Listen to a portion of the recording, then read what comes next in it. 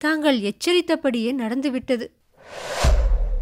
இறைவனுடைய திருவுள்ளத்தின் ரகசியங்களை, போர்க்களத்தின் பயங்கரங்களை பார்க்க சைனியத்தோடு ஒரு பெரிய வைத்தியர் படையும் போகிறது. இவன் ஏன் இந்த கொலை தொழிலில் பிரவேசித்தான்? ஏகாம்பரேஸ்வரர் கோயில் சன்னதியில இருந்த சைவ திருமடத்திலையும் அன்னைக்கு ரொம்ப கலகலப்பா இருந்துச்சு.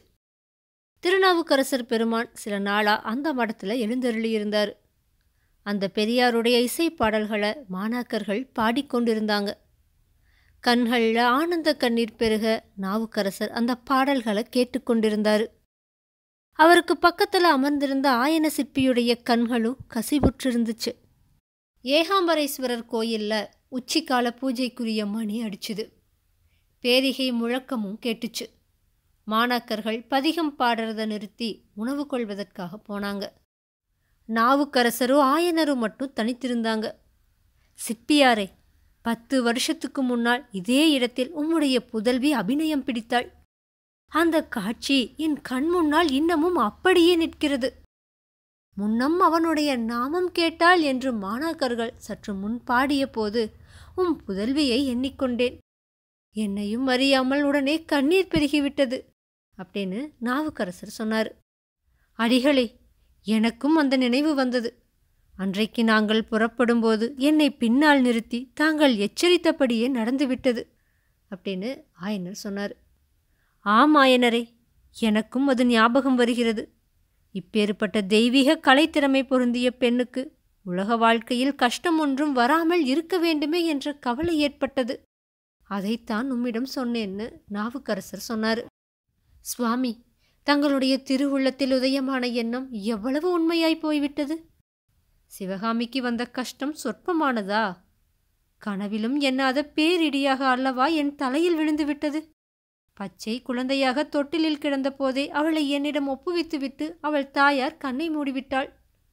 அது முதல் 18 வயது வரையில் என் கண்ணின் மணியைப் போல் அவளை பாதுகாத்தேன். ஒரு நாளாவது நாங்கள் ஒருவரையொருவர் பிரிந்து இருந்ததில்லை. அப்படி வளர்த்த குழந்தையை பிரிந்து இன்றைக்கு 9 வருடமாயிற்று. இன்னமும் உயிரை வைத்து கொண்டிருக்கிறேன். அடிகளே, ஒரு பாவமும் அறியாத எங்களை கருணை கடலான பெருமான் ஏன் இத்தகைய சோதனைக்கு ஆளாக்கினார்? நாங்கள் இறைவனுக்கு என்ன அபசாரம் இழைத்தோம் அப்படின்னு ஆயனர் கேட்டப்ப அவரோட கண்கள்ல இருந்து கலகலன்னு கண்ணீர் பொழிஞ்சுது. ஆயனரே, வருந்த வேண்டாம். இறைவனுடைய திருவுள்ளத்தின் ரகசியங்களை மானிடர் அறிவது கடினம். அடியேனும் என் மனமறிந்து இந்த பூவுலகில் யாருக்கும் எந்த தீமையும் செய்ததில்லை. ஆயினும் இந்த சட உடலும் எத்தனையோ துன்பங்களை அனுபவித்தது. சிற்பியாரே, அடியேன் கண்ட உண்மையை உமக்கு சொல்கிறேன். நாம் துன்பம் என்று நினைப்பது உண்மையில் துன்பமல்ல. இன்பம் என்று கருதுவது உண்மையில் இன்பமல்ல. இன்ப துன்ப உணர்ச்சியானது உலகப் பாசத்தினால் ஏற்படுகிறது. இந்த பாசத்தைத்தான் பெரியோர் மாயை என்கிறார்கள். மாயை நம்மை விட்டு அகலும்போது இன்பமும் இல்லை துன்பமும் இல்லை என்பதை நாம் அறிவோம். அந்த இறைவனுடைய திருவருளாகிய பேரின்பம் ஒன்றுதான் மிஞ்சி நிற்க காண்போம் அப்படின்னு நாவுக்கரசர் சொன்னாரு. சுவாமி, தங்களுடைய அமுத மொழிகளில் அடங்கிய உண்மையை நான் உணர்கிறேன். ஆயினும் என்னை விட்டு பாசம் அகலவில்லையே, என்ன செய்வேன் அப்படின்னு ஆயனர் கேட்டார். பாசம் அகலுவதற்கு வழி இறைவனை இறைஞ்சி மன்றாடுவதுதான் அப்படின்னு நாவுக்கரசர் சொன்னார். நான் மன்றாடவில்லையா? மன்றாடிய எண்ணி இடைவிடாமல் மன்றாடிக்கொண்டுதான் இருக்கிறேன். ஆயினும் என் மகள் மேல் உள்ள பாசம் விடவில்லையே. ஈசனை பிரார்த்திக்க நினைக்கும் போதெல்லாம் தூரதேசத்திலே பகைவர்களின் கோட்டையிலே சிறையிருக்கும் என் மகளின் நினைவுதானே வருகிறது. இறைவா, என் மகளை காப்பாற்று. என் வாழ்நாள் முடிவதற்குள்ளாக சிவகாமியை இந்த கண்கள் பார்க்கும்படி கருணை செய் என்றுதானே வரம் கேட்க தோன்றுகிறது. என்ன செய்வேன் அப்படின்னு ஆயனர் சொல்லி விம்முனாரு. வேண்டாம் ஆயனரே, வருந்த வேண்டாம் அப்படின்னு அவருக்கு ஆறுதல் சொன்னாரு உளவாரப்படை தரித்த உத்தமர். அது மட்டும் இல்லாம, உமது மனோரதம் தான் நிறைவேறப் போகிறதே. மாமல்ல சக்கரவர்த்தி வாதாபி படையெடுப்புக்கு பெரும் படையை திரட்டியிருக்கிறாரே. இறைவன் அருளால் உம் மகள் திரும்பி வந்து சேருவாள். கவலைப்பட வேண்டாம். அதுவரையில் நீர் என்னோடு இந்த மடத்திலேயே தங்க இருக்கலாமே, அரண்ய வீட்டில் தனியாக ஏன் இருக்க வேண்டும் அப்படின்னு கேட்டாரு திருநாவுக்கரசர். அடிகளே, மன்னிக்க வேண்டும், பல்லவ சைனியத்தோடு நானும் வாதாபிக்கு செல்கிறேன் அப்படின்னு ஆயனர் சொன்னது வாகீசருக்கு பெரும் வியப்பு கொடுத்துச்சு. இது என்ன ஆயனரே, போர்க்களத்தின் பயங்கரங்களை பார்க்க ஆசை கொண்டிருக்கிறீர்களா? மனிதர்களின் ரத்தம் ஆறு போல் ஓடுவதை பார்க்க விரும்புகிறீரா? வெட்டப்பட்டும் குத்தப்பட்டும் கால்வேறு கைவேறு தலைவேறாக கிடக்கும் சடலங்களை பார்க்க பிரியப்படுகிறீரா அப்படின்னு பெருந்தகையார் கேட்டார். ஆயனர் கொஞ்சம் வெட்கம் அடைந்தவரா, இல்லையடிகளே, அதற்காகவெல்லாம் நான் போகவில்லை. என் மகளை பார்த்து அழைத்து வரலாமே என்ற ஆசையினாலேதான் போகிறேன் அப்படின்னு சொன்னார். இந்த சமயத்தில் மடத்தோட வாசல் புறத்திலிருந்து சில ஸ்திரீ புருஷர்கள் வந்துட்டு இருந்தாங்க. அவங்க நமக்கு ஏற்கனவே தெரிஞ்சவங்க தான். சேனாதிபதி பரஞ்சோதி, அவருடைய மனைவியான உமையாள், நமசிவாய வைத்தியர், அவருடைய சகோதரி, இவங்க எல்லாரும் உள்ள வந்து நாவுக்கரசருக்கு நமஸ்கரித்தாங்க. எல்லாரும் உட்கார்ந்ததுக்கு அப்புறமா நமசிவாய வைத்தியர், சுவாமி, விடை பெற்று போக வந்தேன் அப்படின்னு சொன்னார். ஆஹா, ஊருக்கு திரும்பி போகிறீர்களா? எனக்கு கூட திருவெண்காட்டு இறைவனை தரிசிக்க வேண்டுமென்றுதான் இருக்கிறது. மறுபடியும் சோழ நாட்டுக்கு யாத்திரை வரும்போது தங்கள் ஊருக்கு வருவேன் அப்படின்னு சொன்னார் திருநாவுக்கரசர். இல்லை அடிகளே, நான் திருவெண்காட்டுக்கு போகவில்லை, வடக்கே வாதாபி நகருக்கு போகிறேன் அப்படின்னு நமசிவாய வைத்தியர் சொன்னார். இது என்ன, காஞ்சி நகரிலே ஒருவருமே மிஞ்ச மாட்டார்கள் போலிருக்கிறதே. ஆயனர்தாம் அவருடைய மகளை அழைத்து வருவதற்காக போகிறார், நீர் எதற்காக போகிறீர் வைத்தியரே அப்படின்னு நாவுக்கரசர் கேட்டார். வைத்தியம் செய்வதற்குத்தான் போகிறேன் சுவாமி. சைனியத்தோடு ஒரு பெரிய வைத்தியர் படையும் போகிறது. அதன் தலைவனாக நானும் போகிறேன்.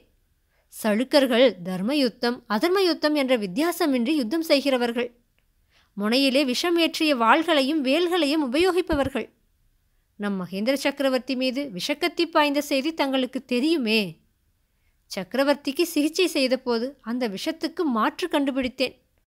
அதன் பயனாக யுத்தத்துக்கு நானும் வர வேண்டுமென்று பல்லவ சேனாதிபதியின் கட்டளை பிறந்தது அப்படின்னு சொன்ன நமசிவாய வைத்தியர் சேனாதிபதி பரஞ்சோதிய பெருமையோடு பார்த்தாரு. ஆ, இந்த பிள்ளைதான் தேசமெல்லாம் பிரசித்தி பெற்ற பல்லவ சேனாதிபதியா அப்படின்னு சொல்லி திருநாவுக்கரசர் பரஞ்சோதியை உத்து பார்த்தார். இவனுடைய முகத்தில் சாத்வீக கலை விளங்குகிறதே. மகோ உன்னதமான சிவபக்தி பெரும் செல்வத்துக்கு உரியவனாக காணப்படுகிறானே. இவன் ஏன் இந்த கொலை தொழிலில் பிரவேசித்தான் அப்படின்னு கேட்டார். இதை கேட்டதோ நமசிவாய வைத்தியரும் அவருடைய சகோதரியும் ஒருவரையொருவர் பார்த்து புன்னகை புரிஞ்சாங்க. உமையாளும் தன் கணவனுடைய முகத்தை கொஞ்சம் நாணத்தோடு பார்த்து குறுநகை புரிஞ்சா. பரஞ்சோதியோட முகத்திலோ புன்னகை தோன்றலேன்னு நம்ம சொல்ல முடியாது. சுவாமி, தங்களுடைய திருமடத்தில் சேர்ந்து தமிழ் கல்வி கற்பதற்காகத்தான் இவனை 12 வருடத்திற்கு முன்னால் காஞ்சிக்கு அனுப்பினோம். விதியானது இவனை இந்த நிலைமைக்கு கொண்டு சேர்த்தது. இவனோடு என்னையும் சேர்த்து கட்டி போர்க்களத்திற்கு இழுக்கிறது அப்படின்னு சொன்னார் நமசிவாய வைத்தியர். நாவுக்கரசர் பரஞ்சோதியை இன்னொரு முறை உத்து பார்த்துட்டு, இவனையா விதி இழுத்து செல்கிறது என்கிறீர்கள்? விதியையே மாற்றி அமைக்கக்கூடிய உறுதி படைத்தவன் என்று இவன் முகக்கலை சொல்கிறதே அப்படின்னு திருநாவுக்கரசர் சொன்னார். தளபதி பரஞ்சோதி அந்த கணமே எழுந்து திருநாவுக்கரசருடைய அடிபணிந்து, குருதேவரே, தங்களுடைய திருவாக்கை ஆசிமொழியாக கொள்கிறேன் அப்படின்னு சொன்னார். பரஞ்சோதியோட தாயார் அப்ப எழுந்து நின்று வணக்கத்தோடு, சுவாமி, முன்னொரு சமயம் தாங்கள் திருவெண்காட்டுக்கு வந்திருந்த போது இவள் தங்களை நமஸ்கரித்தாள். சீக்கிரம் விவாகமாக வேண்டும் என்று கூறினீர்கள். அதன்படியே விவாகம் நடந்தது அப்படின்னு சொல்லி நிறுத்தினா. என் வாக்கு பளித்தது பற்றி மிகவும் சந்தோஷம் அம்மா அப்படின்னு சொன்னாரு வாகீச பெருமான். தங்களுடைய திருவாக்கிலே எது வந்தாலும் அது பலிக்கும். கருணை கூர்ந்து இவளுக்கு புத்திர பாக்கியம் உண்டாகும்படி ஆசிர்வதிக்க வேண்டும் அப்படின்னு அந்த மூதாட்டி சொன்னான். திருநாவுக்கரசர் மலர்ந்த முகத்தோடு பரஞ்சோதியையும் உமையாளையும் பார்த்தாரு. கதைகளிலும் காவியங்களிலும் பிரசித்தி பெறப்போகிற உத்தமமான புதல்வன் இவர்களுக்கு உதிப்பான் அப்படின்னு அருள் புரிந்தார்.